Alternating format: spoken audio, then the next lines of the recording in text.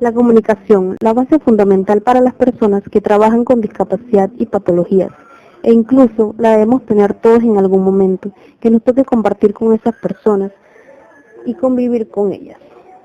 La discapacidad es aquella condición bajo la cual ciertas personas presentan alguna deficiencia física, mental, intelectual o sensorial que a lo largo del plazo afectan a la forma de interactuar y participar plenamente en la sociedad. En la mayoría de países, las personas con discapacidad pueden solicitar el reconocimiento de la misma, a partir de cierto grado un certificado de minusvalía que les permita acceder a una serie de ventajas. Sin embargo, el término minusvalía se considera peyorativo fuera del ámbito legal. Existen algunos modelos de discapacidad que fueron publicados en el siglo XVII por el Instituto Interamericano del Niño y Organización de los Estados Americanos. Los siguientes modelos son: modelo predeterminado médico. Se consideraba que las discapacidades tenían origen biomédico, de tal manera que eran considerados como una enfermedad que debía ser curada. No obstante, aquellas que a pesar que los tratamientos no lograban una mejora, eran recluidos en asilos o maniáticos. Modelos inclusivos de los derechos humanos. Actualmente este modelo es el que prevalece y reconoce que todo individuo, sin importar su discapacidad, tiene derechos humanos que deben ser respetados. Modelo biopsicosocial. El modelo biopsicosocial es un modelo participativo de salud y enfermedad que consiste al individuo hacer una participación de las esferas biológicas, psicológicas y sociales.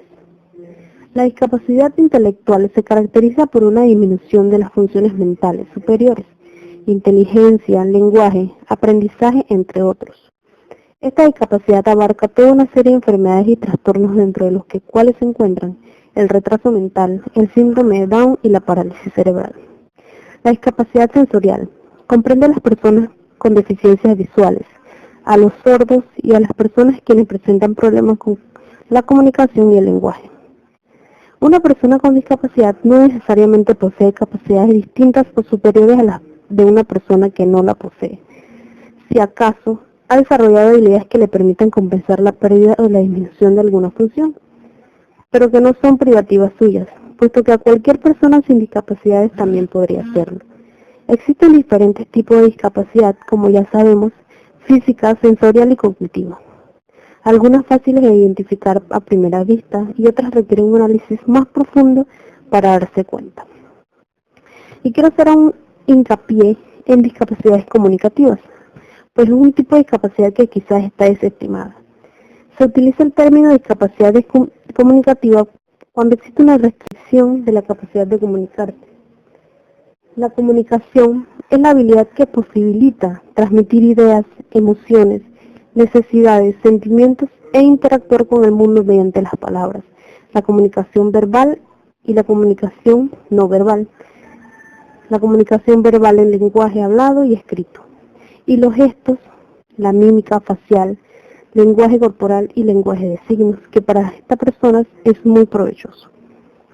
En definitiva, estas situaciones arrastran a las personas afectadas a aislarse socialmente y sufrir sentimientos de vergüenza, rabia, impotencia, frustración, desesperación o también llegar a la depresión.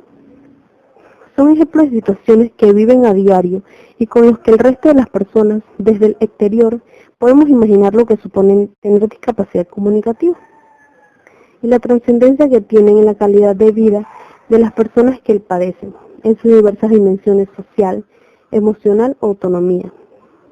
Pero no basta ser empáticos y reconocer las limitaciones que tienen, sino que es necesario promover de manera paciente y colaborador una comunicación libre para hacerlo cuando quieran, donde quieran y con quien quieran.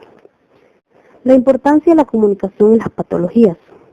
La comunicación es uno de los pilares básicos en los que se apoya cualquier tipo de relación humana y es provechosa en prácticamente todas las esferas de la actividad humana.